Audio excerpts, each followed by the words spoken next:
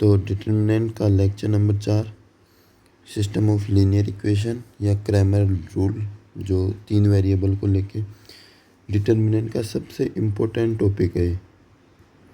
Important topic है जिससे JEE हर साल एक सवाल तो पूछता है और इसको करके ही जाना है, मतलब बहुत इजी टॉपिक है। ठीक है, और हम स्टार्ट करते हैं और मैं इसकी पीडीएफ आपको भेज दूंगा। System of linear equation.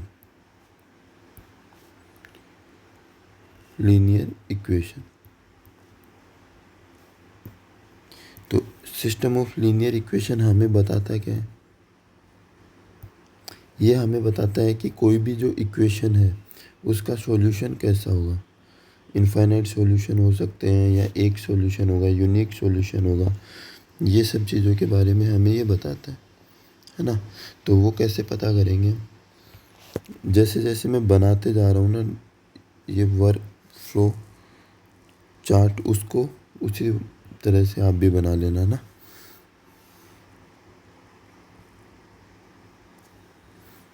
ठीक है,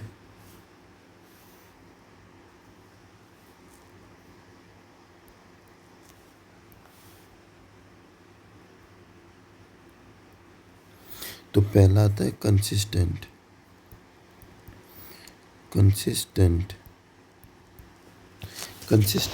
का मतलब क्या होगा? और इनकंसिस्टेंट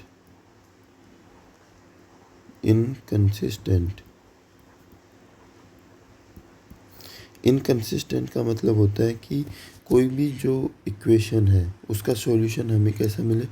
इनकंसिस्टेंट सॉल्यूशन मिले। इनकंसिस्टेंट का मतलब कि हमें उसका कोई सॉल्यूशन ही ना मिले, नो सॉल्यूशन।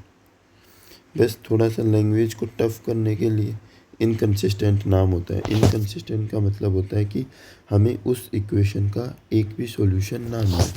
ठीक है, कंसिस्टेंट का मतलब होता है कि एटलीस्ट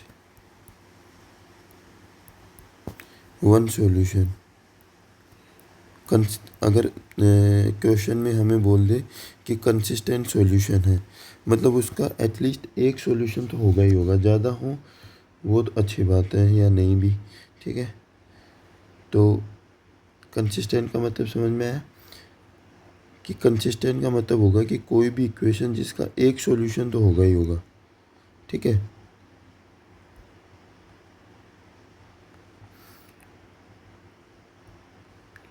तो अब जैसे हम आते हैं कि अगर एटलीस्ट एक सॉल्यूशन तो होगा ही होगा। अगर एक ही हो गया, एग्जैक्टली एक सॉल्यूशन हो गया, तो उसको हम बोलेंगे यूनिक सॉल्यूशन हमें मिला है। ठीक है, यूनिक सॉल्यूशन हमें मिल गया। लेकिन अगर एक से ज़्यादा मिल गए तो कितने मिल सकते हैं? इनफाइनाइट सॉल्यूशन मिल सकते हैं। इनफाइनाइट सॉल्यूशन हमें मिल सकते हैं। ठीक है, अब यूनिक सॉल्यूशन में भी हमें 2 सॉल्यूशन मिलेंगे कि अगर हमें 0 मिल गया, 0 भी तो आ सकता है एक सॉल्यूशन में। तो अगर 0 मिल गया तो उसको बोलेंगे ट्रिवियल सॉल्यूशन। ट्रिवियल मतलब बहुत छोटा सॉल्यूशन हमें मिल गया। और अगर 0 नहीं है तो नॉन ट्रिवियल सॉल्यूशन।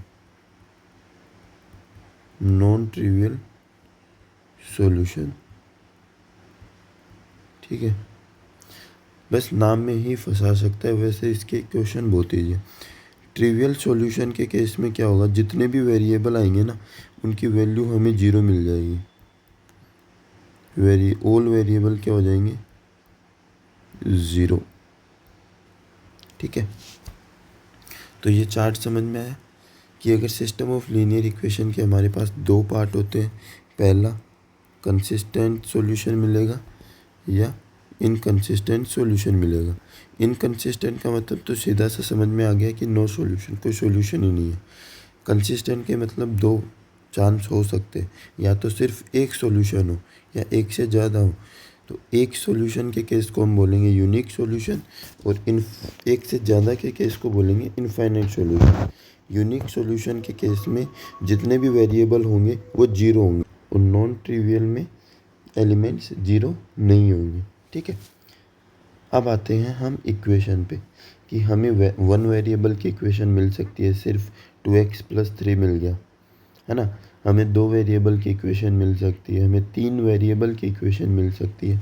तो सभी पे एक एक बात करते हैं। अगर पहले हमें वन वेरिएबल की इक्वेशन मिल जाए, वन वेरिएबल की, ठीक है, तो अगर वन वेरिएबल की इक्वेशन कैसी होगी, ax+b टाइप की कुछ होगी, ax=b टाइप की होगी, है ना। तो ax+b जो टाइप की इक्वेशन होगी, इसमें x की वैल्यू क्या आ गई, b/a। अगर a जीरो हुआ, अगर a जीरो हो गया, है ना, तो क्या कंडीशन बनेगी, तो ax=b है ना, और a ही जीरो हो गया, तो 0 × x क्या बन गया, b आ गया। ठीक है, अब इसमें भी दो चांस बन सकते हैं। अगर b जीरो हो गया, अगर b जीरो नहीं है और b जीरो है, अगर b जीरो हो गया तो x की जगह हम कोई भी नंबर लें, हमेशा 0 = 0 ही बनता रहेगा।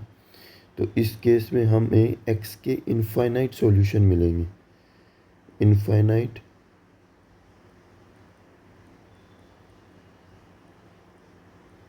इनफाइनाइट सॉल्यूशन मिलेंगे हमें x के। और इनफाइनाइट सॉल्यूशन जब भी मिलते हैं तो इक्वेशन कैसी होती है, कंसिस्टेंट।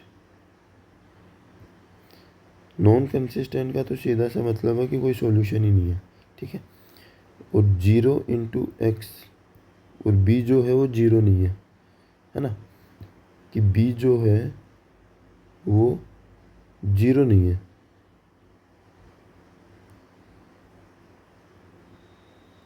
ज़ीरो नहीं है। ठीक है, जैसे इक्वेशन आ गई हमारे पास कि 0 × x=2 आ रहा है, तो b तो जीरो नहीं आया, 2 आया। 2 आया मतलब हमें ऐसा x कोई मिल ही नहीं सकता जिसको 0 से मल्टीप्लाई करने पर 2 आ जाए। तो इसका मतलब सीधा सा समझ में आ रहा है कि नो सॉल्यूशन, कि कोई सॉल्यूशन ही नहीं है उस इक्वेशन का, नो सॉल्यूशन, है ना। नो सॉल्यूशन जब भी होता है तो क्या होता है, इनकंसिस्टेंट, कि इक्वेशन कैसी है, इनकंसिस्टेंट है। ये समझ में नहीं आया होगा, मैं एक बार और बोलता हूँ कि 0 को अगर x से मल्टीप्लाई करने पर 2 बन गया, जैसे हमारे पास कोई इक्वेशन आ गई इस टाइप की, तो x का कौन सा सॉल्यूशन होगा, x को हम कुछ भी ले लो, 5, 6, 7, इनफाइनाइट तो डिफाइन नहीं होगा, कुछ भी नंबर ले लो, कभी भी 2 नहीं देगा, नहीं देगा ना 2 तो कभी भी, तो वो कैसा हो गया, नो सॉल्यूशन। ठीक है,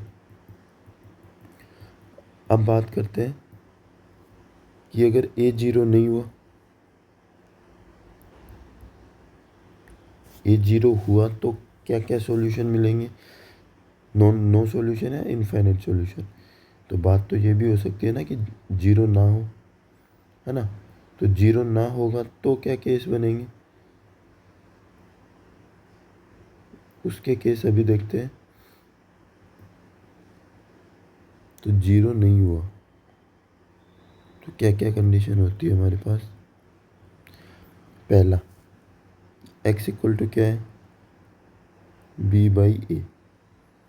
तो a तो जीरो नहीं है, a जीरो नहीं है, तो या तो b जीरो नहीं होगा। अगर b भी जीरो नहीं हुआ, a भी जीरो नहीं है, तो कोई नंबर आ रहा है, कोई नंबर आ रहा है मतलब x कैसा नहीं है, जीरो नहीं है, और x जीरो नहीं है तो कुछ सॉल्यूशन देगा। यहाँ पर अगर b जीरो हो गया तो x क्या हो जाएगा, जीरो, मतलब x की क्या आ गया, जीरो वैल्यू आ गई। और जब भी x जीरो होगा, मैंने लिखवाया था कि अगर वेरिएबल जीरो हो गए, ऑल वेरिएबल जीरो, तो कैसा solution, trivial solution, trivial solution. और अगर वेरिएबल जीरो नहीं है तो कैसा सॉल्यूशन है? Non trivial. कि ट्रिवियल, ट्रिवियल का मतलब क्या होता है? बहुत छोटा सॉल्यूशन, है ना? तो non trivial solution.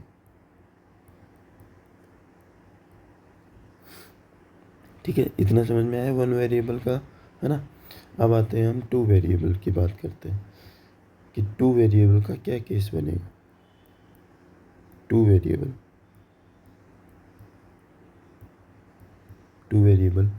To variable की इक्वेशन कैसे लिखते हैं हम? a1x plus b1y equal to c1, a2x plus b2y plus c2।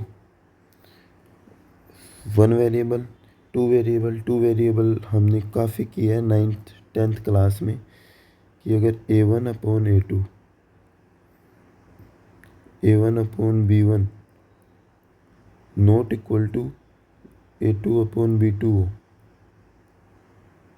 ठीक है, तो क्या मतलब बन रहा है इसका? देखो, इस लाइन की स्लोप जो आ रही है ना, स्लोप m1, वो आ रही है माइनस का a1 अपॉन b1, और इस लाइन की स्लोप क्या आ रही है? माइनस का a2 अपॉन b2। ठीक है, तो m1 is not equal to m2। अगर m1 m2 के इक्वल नहीं है, मतलब इनकी स्लोप इक्वल नहीं है, मतलब ये पैरेलल नहीं है। इसका मतलब क्या निकल रहा है? मतलब lines are not parallel, lines parallel नहीं है। और जब लाइन पैरेलल नहीं है मतलब कहीं ना कहीं तो कट कर रही होंगी, और कट करती है तो लाइन कैसा सॉल्यूशन देती है? यूनिक सॉल्यूशन, यूनिक सॉल्यूशन देंगी। समझ में आया? तो अगर लाइंस पैरेलल नहीं है तो कैसा सॉल्यूशन देंगी? यूनिक, क्योंकि कहीं ना कहीं तो कट करेंगी, तो हमें यूनिक सॉल्यूशन मिल जाएगा। ठीक है, इसको कर दिया मैंने बक्से में बंद। अब करते हैं हम दूसरे पॉइंट पे बात। दूसरा पॉइंट क्या है कि अगर a1 अपॉन a2 इक्वल है b1 अपॉन b2 के, और c1 c2 इक्वल नहीं है,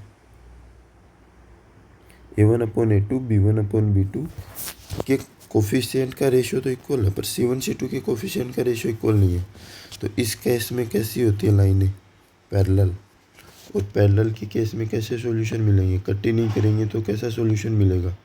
नो सॉल्यूशन। ठीक है, तो कट ही नहीं कर रही तो हमें तो कोई सॉल्यूशन ही नहीं मिलेगा ना। तो अब आप बोलोगे पैरेलल के केस में क्यों नहीं होगा? तो क्यों नहीं होगा तो पता लग गया ना कि कट ही नहीं कर रही भाई। तो कट ही नहीं कर रही तो सॉल्यूशन क्यों देंगी ये? ठीक है,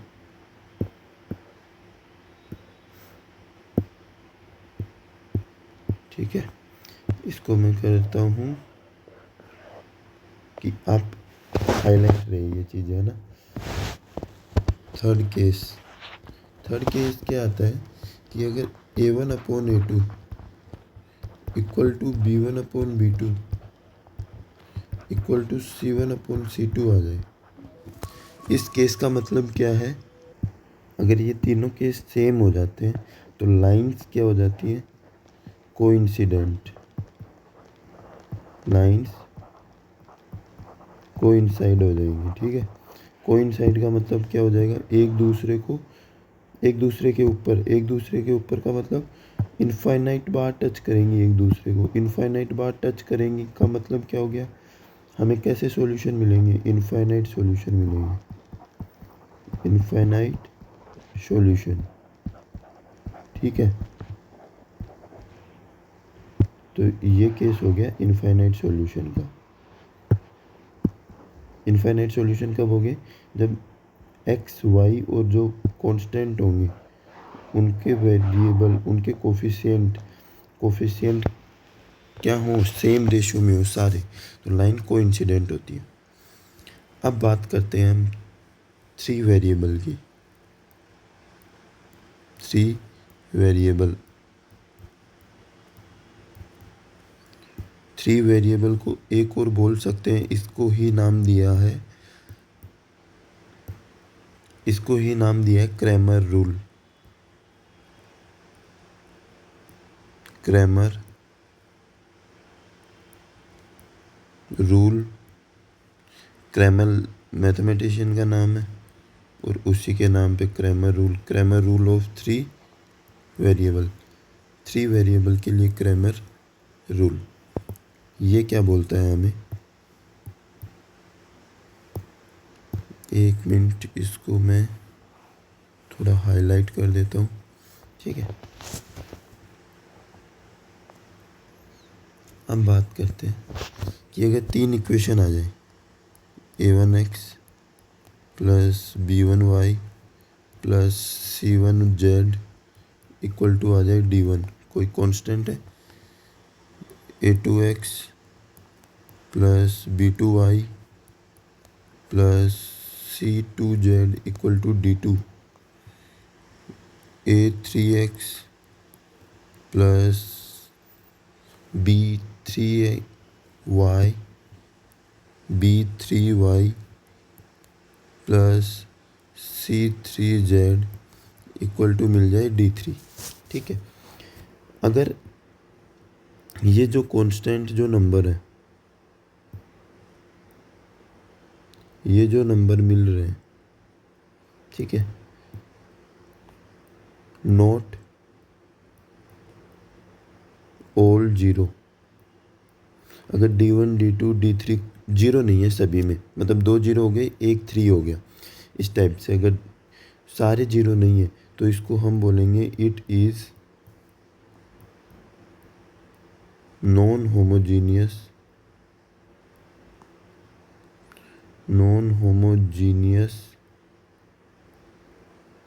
इक्वेशन। बस नाम है, अगर जीरो हो जाए, सारे जीरो हो जाए तो उसको बोलेंगे होमोजीनियस इक्वेशन, ठीक है।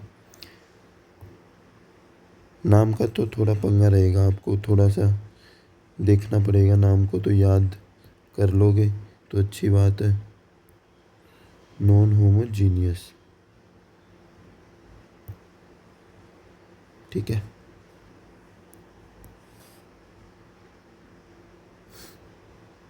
थोड़ा सा इसको खिसका लेते हैं,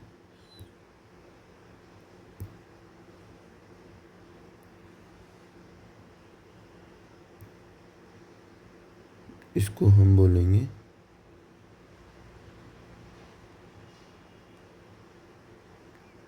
नॉन होमोजीनियस इक्वेशन, ठीक है।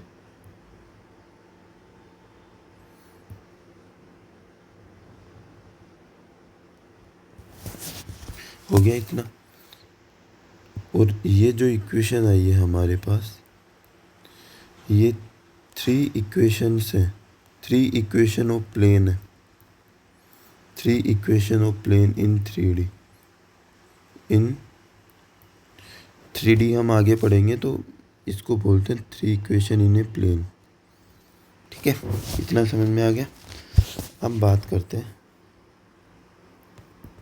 हमारी जो, अगर मैं डी लूँ, डी क्या है, डिटर्मिनेंट किसका लेंगे, a1 a2 a3 को लिखता हूँ, b1 b2 b3 को लिखता हूँ, c1 c2 c3 को लिखता हूँ। इसको मैंने नाम दिया है डी, मतलब एक्स वाई जेड के जो कोफिशिएंट है उनको अगर मैं डिटर्मिनेंट की फॉर्म में लिख दूँ तो उसको मैंने डी बोल दिया, ठीक है। अब मैं लिखता हूँ d1 मैं किसको बोलूँगा, b1 b2 b3, सेम है, c1 c2 c3, ये भी सेम है। अगर मैं यहाँ पे लिख देता हूँ d1 d2 d3, मतलब जो कांस्टेंट नंबर आते हैं इक्वेशन में, 3 इक्वेशन आएंगी, उनमें जो कांस्टेंट जो नंबर आएगा उसको मैं d1 d2 d3 को मैं a1 a2 a3 की जगह लिख देता हूँ, रिप्लेस कर देता हूँ, तो उसको हम बोलेंगे d1। क्योंकि पहले कॉलम में लिखा है तो D1। दूसरे कॉलम में अगर उसको लिखे, अगर A1 A2 सेम रहे, A1 A2 A3, B1 नहीं आएगा, क्या आएगा D1 D2 D3, C1 C2 C3। ठीक है, तो इसको बोलेंगे D2। कहाँ पे? सेकंड कॉलम में रिप्लेस किया है कांस्टेंट को। और D3 में क्या हो जाएगा? थर्ड कॉलम में रिप्लेस कर देंगे, तो A1 A2 A3, B1 B2 B3,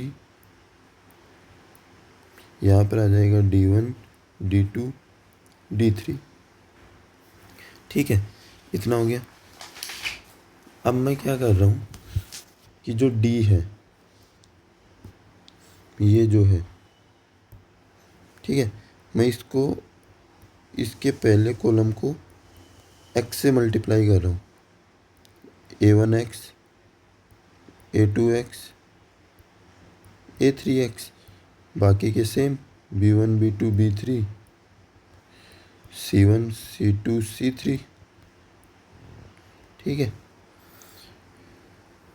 अब एक चीज़ और, अगर मैं C1 में अप्लाई करता हूँ C1 B1y प्लस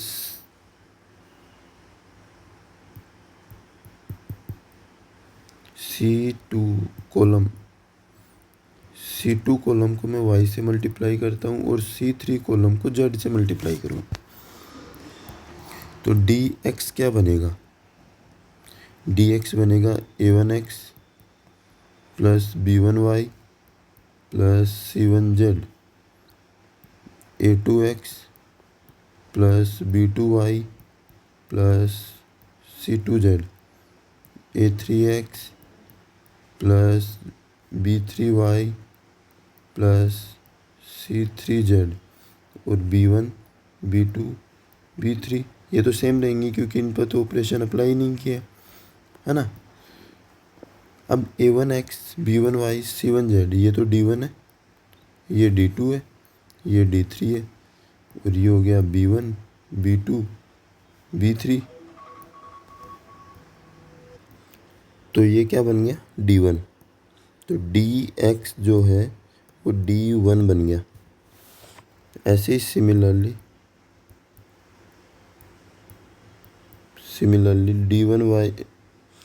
dy क्या बन जाएगा? D2 बन जाएगा, और dz क्या बन जाएगा?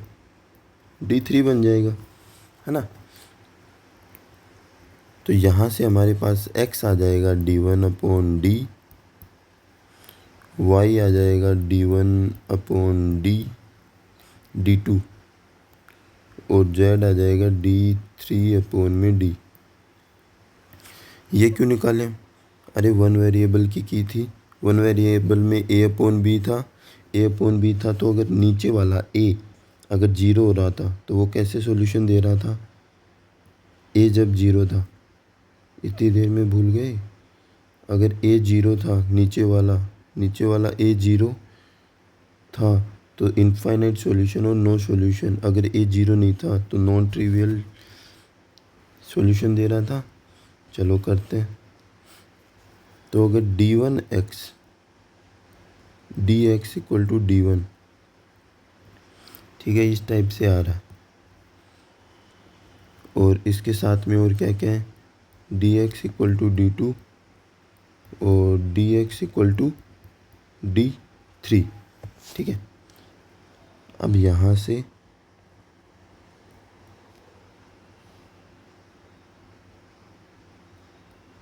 स्टार्ट करते हैं।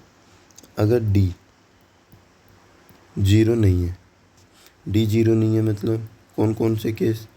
D1/d, y D2/d, और z D3/d, यही 3 केस हैं। अगर d 0 नहीं है तो क्या बनेगा? तो क्या केस बन सकते हैं? तो अगर D1 D2 D3 0 हो जाए या 0 ना हो, दो ही केस हो सकते हैं, या तो 0 होंगे या 0 नहीं होंगे। है ना। अगर डी जीरो हो गए मतलब एक्स वाई और जेड तीनों वेरिएबल जीरो हो गए। और तीनों वेरिएबल जब भी जीरो हो जाते हैं तो कैसा सॉल्यूशन देते हैं? Trivial solution. तो ट्रिवियल सॉल्यूशन कब आएगा कोई भी इक्वेशन का? जब हम डी तो जीरो ना हो लेकिन D1 D2 D3 जीरो हो जाए। और ये वाला केस कौन सा है? इसमें नोट ऑल जीरो, इसमें सारे जीरो नहीं हो रहे। सारे जीरो नहीं हो रहे तो x y z is not equal to zero. और जब एक्स वाई जेड जीरो नहीं है तो कैसा सॉल्यूशन देगा? Non trivial solution. Non trivial solution, ठीक है। अब इस पे बात कर लेते हैं। अगर डी जीरो हो जाए तो डी जीरो हो जाए तो क्या क्या केस बनेंगे? अगर डी जीरो हो गया मान लो तो हमारे पास है d x equal to D1, d y equal to D2 और D Z equal to D3, ठीक है। ये तीन चीज़ें अगर जीरो हुआ तो जीरो इंटू एक्स क्या होगा? D1 होगा। ज़ीरो इंटू एक्स D2 होगा, मतलब ये वाई है। और जीरो इंटू जेड क्या आ जाएगा? D3, है ना। अगर इस वाले केस में D1 D2 और D3 तीनों जीरो हो गए। अगर जीरो हो गए तो देखो zero into x into zero, इस वाली फॉर्म में अगर एक्स के हम कितने सॉल्यूशन ले सकते हैं? इनफाइनाइट, कोई भी ले लो हमेशा सेटिस्फाई करेगा, ठीक है। तो इस केस के कितने सॉल्यूशन हो गए? Infinite solution. Infinite solution. थोड़ा सा कचरा लग रहा होगा ना, लेकिन इसके क्वेश्चन ईजी है, इतनी मेहनत क्वेश्चन में नहीं करनी। और इस वाले केस में अगर D1 D2 D3 ज़ीरो नहीं हुए, है ना। मैं वापस लिखता हूँ D1 D2 और D3 नॉट ऑल जीरो। अगर ये सारे जीरो नहीं है तो जीरो नहीं है तो क्या सॉल्यूशन देंगे? No solution. नो सॉल्यूशन क्यों देंगे? क्योंकि ऐसा कोई एक्स होगा ही नहीं जो कोई कांस्टेंट नंबर हमें दे देगा, है ना, ठीक है। अब समझ में आ गया। अब हम क्वेश्चन पे बात करते हैं। मैं एक बार रिपीट कर देता हूँ। अगर हमारे पास तीन इक्वेशन आ जाए, तीन इक्वेशन, तो सबसे पहले उसका डी लिखेंगे। डी लिखना आ गया कि कैसे लिखेंगे? एक्स वाई जेड के कोफिशिएंट को डिटर्मिनेंट में बंद कर देना, ठीक है। D1 कैसे लिखोगे? D1 लिखेंगे, अगर कॉलम 1 की जगह रिप्लेस कर देंगे कांस्टेंट को तो D1 बन जाएगा। कॉलम 2 की जगह D2 और D3 कॉलम 3 की जगह। फिर D1 को सोल्व करोगे, डिटर्मिनेंट को सोल्व करोगे। अगर जीरो आ गया तो डी जीरो आने के दो केस ओपन होते हैं। डी जीरो आने के दो केस ओपन होते हैं, या तो इनफाइनाइट सॉल्यूशन होंगे या नो सॉल्यूशन होंगे, ये वाला, है ना। अगर डी मान लो जीरो नहीं आया तो ये वाला केस ओपन होगा। तो हम D1 D2 D3 चेक करेंगे। अगर वो तीनों जीरो आ रहे हैं, डी जीरो नहीं है तो ट्रिवियल सॉल्यूशन। अगर D1 D2 D3 भी जीरो नहीं आ रहे तो क्या आ जाएगा? नॉन ट्रिवियल सॉल्यूशन हो जाएगा, ठीक है। अब आते हैं क्वेश्चन पे। ये क्वेश्चन पूछा था जेईई मेन 2024 का है। इस टाइप के हर एक शिफ्ट में क्वेश्चन है, हर एक शिफ्ट में। तीन इक्वेशन आ गई। देखो, if the system of equation x plus y minus z equal to lambda 7x plus 9y has infinite many solution. इसने बोल दिया कि इनफाइनाइट सॉल्यूशन है, इनफाइनाइट सॉल्यूशन है। और इनफाइनाइट सॉल्यूशन का हमने केस किया है। इनफाइनाइट सॉल्यूशन कब होते हैं? जब डी जीरो हो और D1 D2 D3 भी क्या हो जाए? ज़ीरो हो जाए। यही तो होता है। अरे अभी देखो, इनफाइनाइट सॉल्यूशन ये रहा, D1 D2 D3 0 हो और D 0 हो, ठीक है। तो यही केस होते हैं। तो पहले D लिखते हैं। D कौन सा होगा? एक्स वाई जेड के कोफिशिएंट, तो 1 4 माइनस जेड। दूसरी इक्वेशन से 7 9 म्यू। तीसरी इक्वेशन से 5 वाई नहीं है 1 2, ये आ गया डी, ठीक है। ये क्या होना चाहिए? ज़ीरो।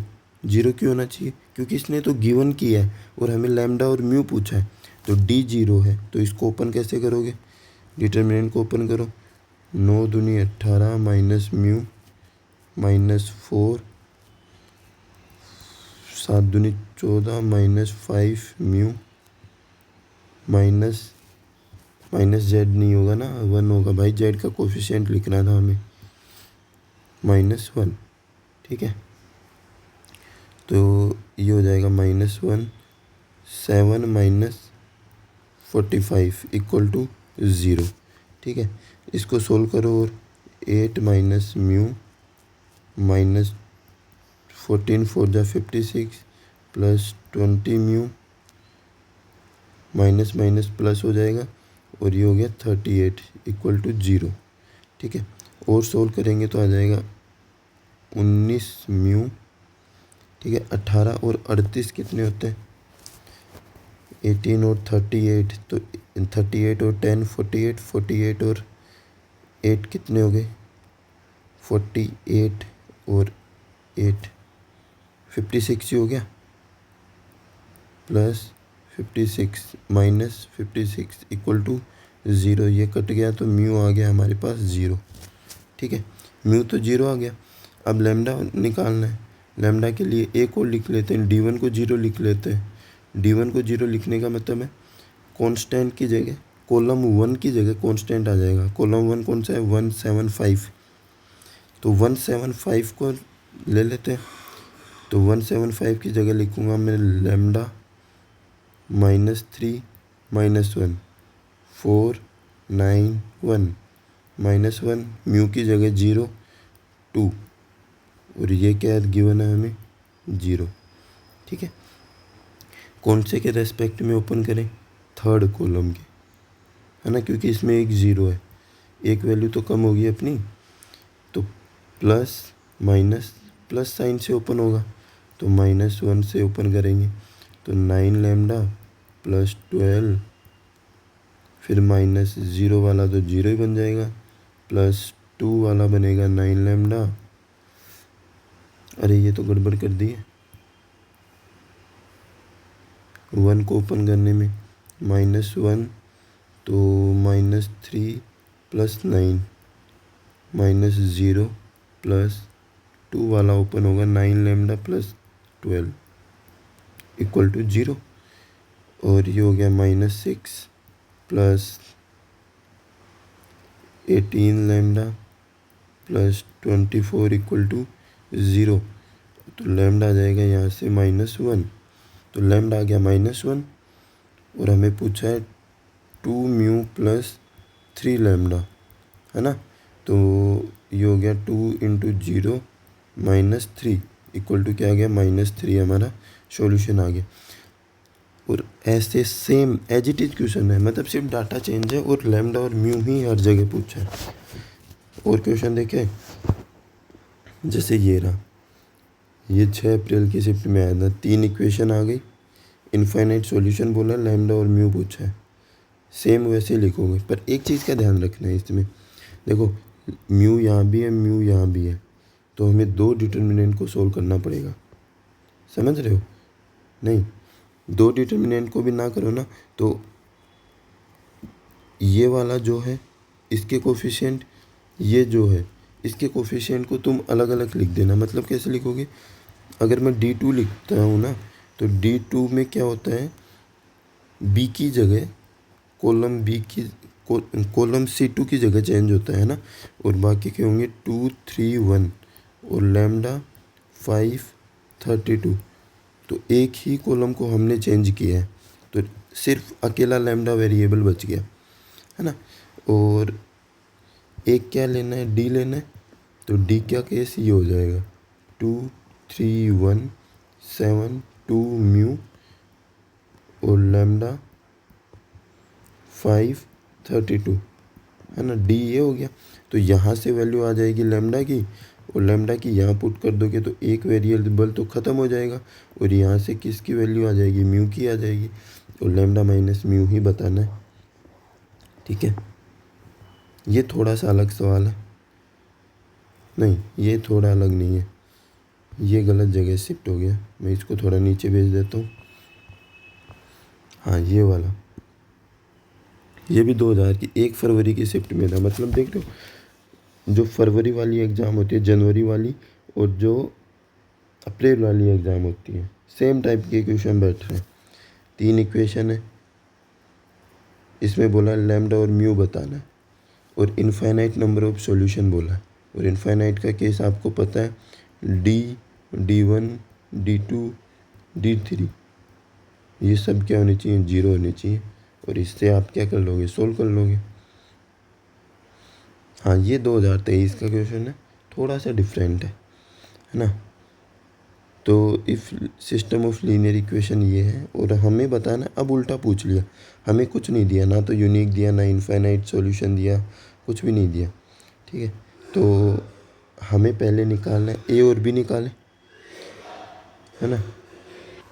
हमें बताना है यूनिक सॉल्यूशन, इनफाइनाइट सॉल्यूशन, या इस केस ये केस ए की ये वैल्यू है ना। तो स्टार्ट करते हैं क्वेश्चन को करना। जो हमें पहले चीज़ें पता होती हैं उन्हीं को हम सोल्व कर लेते हैं।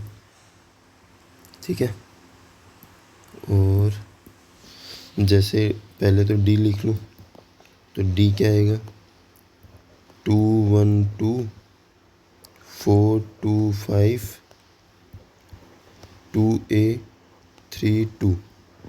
तो डिटर्मिनेंट को सोल्व कर लेता हूँ, डी तो आएगा ना। अब 0 आएगा नहीं आएगा वो हमें नहीं पता है, पर डिटर्मिनेंट को तो सोल्व कर सकते हैं। तो इसको सोल्व करता हूँ, 4 - 15 -4 2 - 6 + 2A 5 - 4। ठीक है, ये हो जाएगा माइनस का 22 प्लस का 16 प्लस का 2A। ठीक है, और कितना हो जाएगा ये, 16 और 22, तो माइनस का 6 प्लस 2A, और अगर मैं माइनस का 2 कॉमन ले लूँ तो ये हो जाएगा A - 3। ये तो D आ गया। ठीक है, और अगर मैं D1 निकालूँ तो D1 क्या आ जाएगा, यहाँ से D1 निकालते हैं तो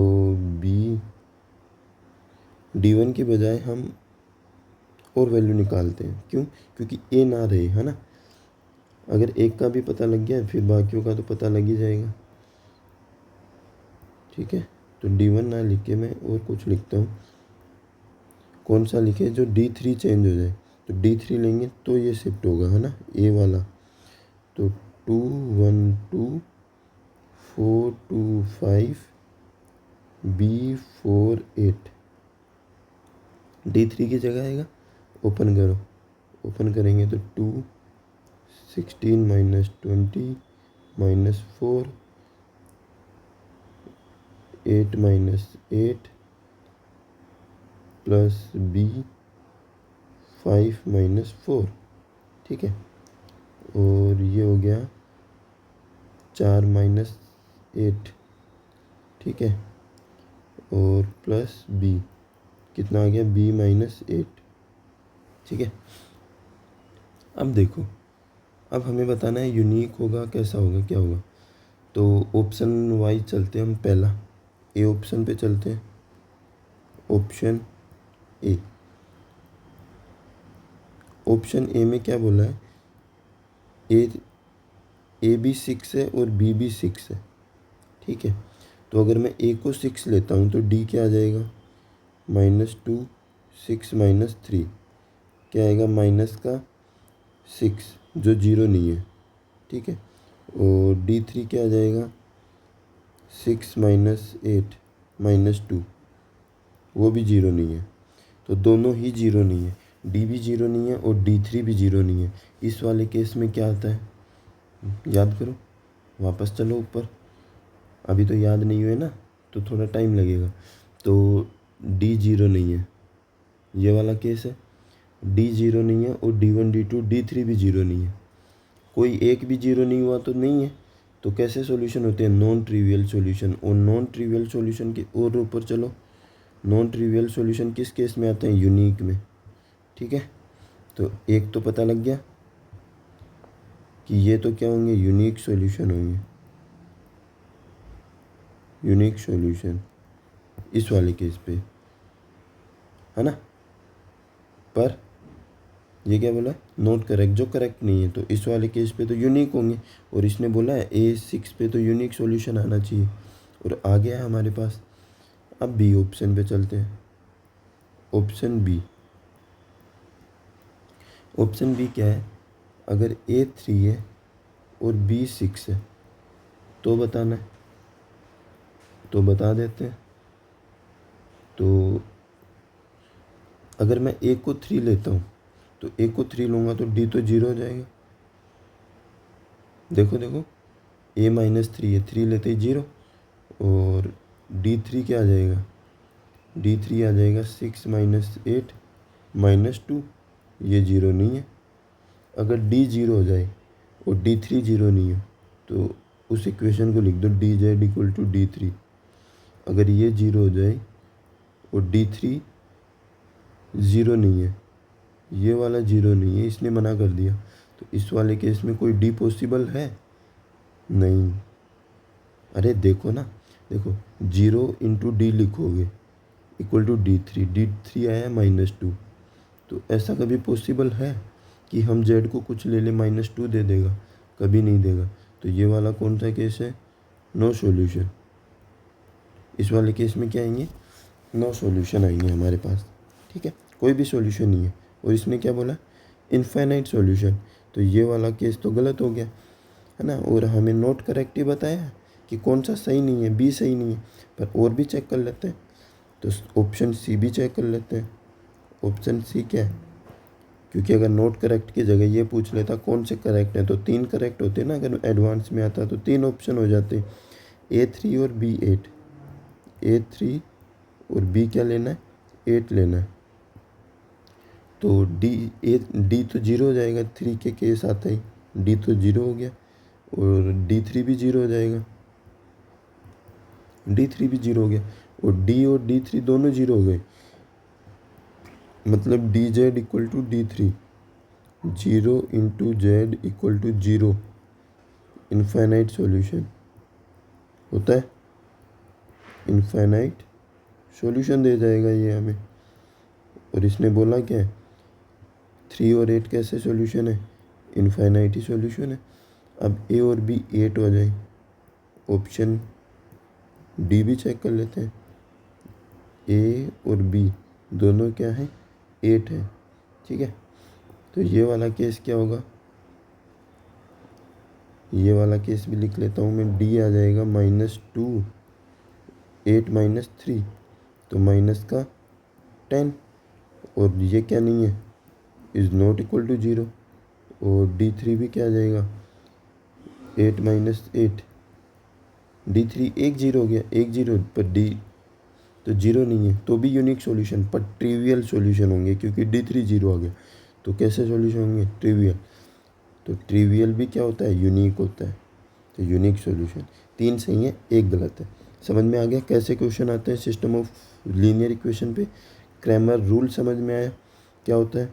तो इसको पक्का करके जाना है आपको। एक क्वेश्चन बोलेगा, 1 क्वेश्चन जो है इस टॉपिक से कंफर्म आ जाएगा। ठीक है, ओके, बाय।